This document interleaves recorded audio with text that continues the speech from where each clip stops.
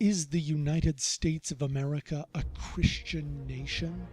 Many of the arguments regarding this question attempt to examine documents or quotations from the late 1700s, but I would like to draw from a much older source.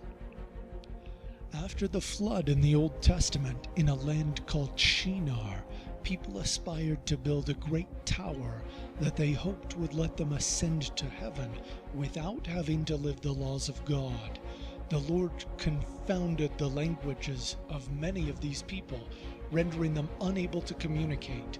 But before the process was completed, a man named Jared and his brother pled that God not confound the language of their family. Their faith pleased the Lord, and he not only allowed them to keep their tongue, but offered to guide their people to a land of promise. The journey ultimately brought them to the shores of the ancient sea. There the God of the Old Testament revealed his identity as Jesus Christ, who would be born in the future and perform a great sacrifice to save all men. He also spoke of the land to which they were being led. The land across the sea was the American continent.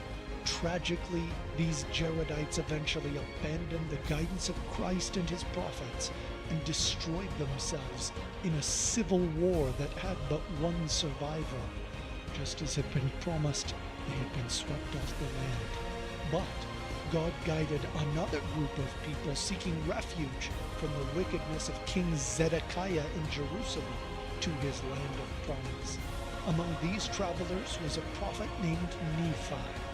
He foresaw that in spite of his efforts to preach of the Messiah, his own people would eventually reject Jesus and also be swept off the land.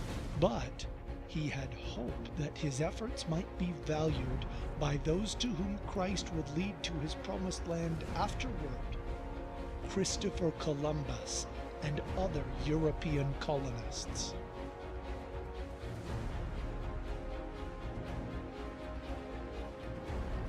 This ancient Christian prophet foretold the hand of God aiding the American Revolution and establishing an independent nation. The founding fathers were not just imagining divine providence, they were brought here and preserved by God himself. The witness and warning of ancient Christians regarding this place echoes across time. Perhaps it is not important to ask, is the United States of America a Christian nation? Christ is responsible for the existence of our nation, and as he has done with the land's previous inhabitants, he has prospered us when we have put our trust in him.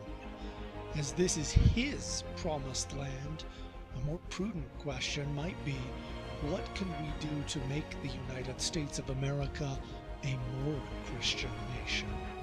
Our knowledge and understanding has not advanced us so far as to make faith and penitence, charity and forgiveness, humility and diligence, or any of the teachings of Christ obsolete. Adhering to these principles is the ultimate in patriotism.